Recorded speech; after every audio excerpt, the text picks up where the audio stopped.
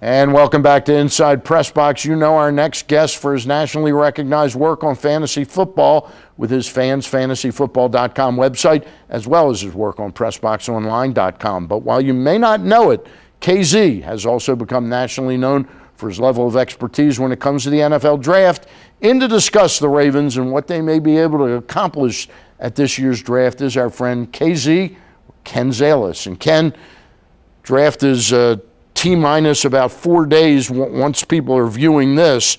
You get the bubbles start flowing in that stomach, they're churning. Yeah, they're churning. I think my head's about to explode with all the names and numbers that I have in it. But, it's a great time of year. It's Christmas. You open your presents underneath the tree, and that's what the NFL teams are doing. They've put in a lot of work into their draft boards, and it's now time to execute. I never thought of that, though. When the draft is over, does that stuff just magically go away, or do you just translate it into the next spin, which is how they're going to do in fantasy? And that's why I got into the NFL draft, because everything that's done affects fantasy football. So you remember the names, you get rid of all the ones that weren't drafted, and you focus on the ones and how they'll help their NFL teams. Tell us about this year's draft, because you're pretty good at measuring what the strong categories are.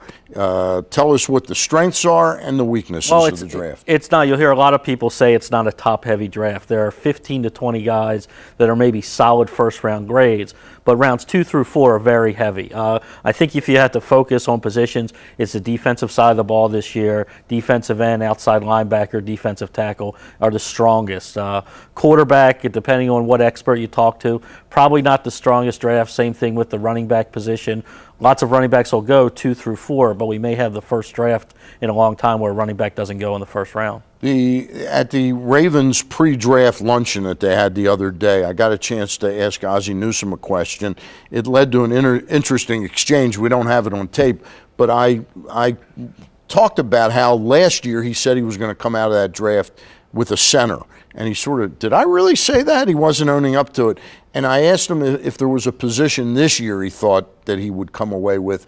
And he said it's no secret that the 4 guys up here, John Harbaugh, Eric DeCosta, and Joe Ortiz, and Ozzie, think that there's a safety in every round that they could tentatively draft. There is. It's a deep safety class. If you go in the first round, you're going to see guys like Kenny Vaccaro out of Texas go. A guy like Jonathan Cyprien out of Florida International is really coming up draft boards. He may go in the top 20 now. Matt Elam out of Florida could go in the first round. Eric Reed, I'm not a big fan of, but people seem to like him at LSU. But then you go further down, DJ Swearinger out of South Carolina in the second round. Maybe a guy like Duke Williams out of Nevada in the third round, but every round you can get a safety. Now, with the compensatories they have a total of 12 picks. Correct. Starting next Thursday.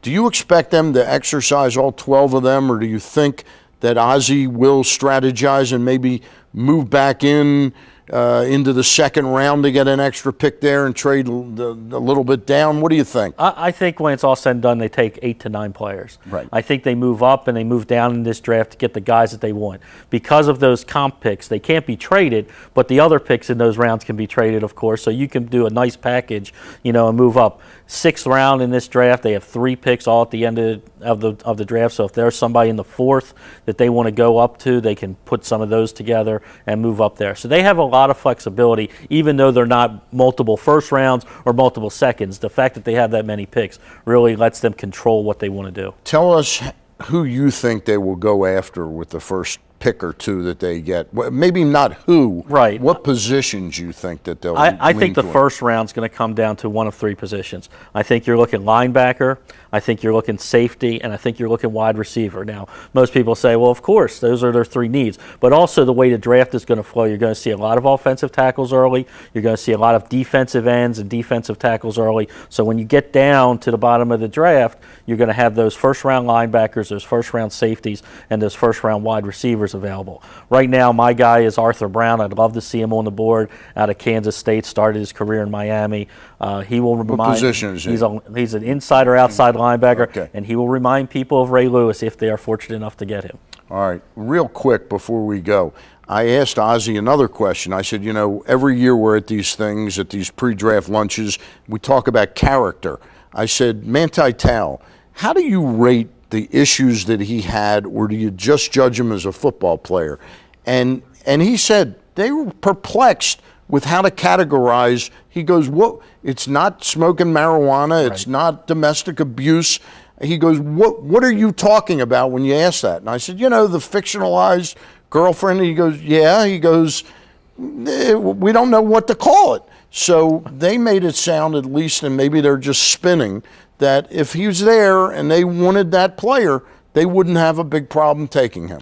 Well, maybe they wouldn't, but I don't think they like the player, because if you watch him on film, and I know a lot of people make a big deal out of the Alabama game, he had a horrible game, but you can go back to the Pittsburgh game and you can go back to the Stanford game, more of the high caliber places that opponents that he played, he did not have great games. He can be great against Navy, he can be great against Boston College and teams like that. But when you go against the big boys, those aren't NFL caliber teams. Stanford, he struggled. Alabama, he struggled. Pittsburgh, he struggled. I think he's a two-down linebacker. Those guys don't get taken very early. All right, Ken Zalis of fansfantasyfootball.com and PressBoxOnline.com.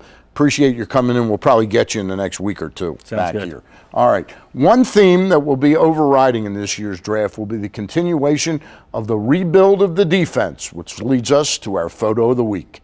And as always, our photo of the week is brought to you by Yingling Lager. Taste the quality of 180 years of family-owned and operated tradition brews into every single bottle. We previewed this cover last week on the show with Joe Platania, and now it's at a newsstand near you. And what a cover it is. Pick up a copy of PressBox in your neighborhood today, and it's got that purple D on it, and you'll enjoy it. All right? When we get back, let's meet Caps coach Adam Oates in another edition of Caps Redline. That's up next. Want a great t-shirt for the female sports fan in your life right now? Check out the Your Turn t-shirt, available now at yourturntshirt.com or at the Zone Superstore at 1744 East Joppa Road.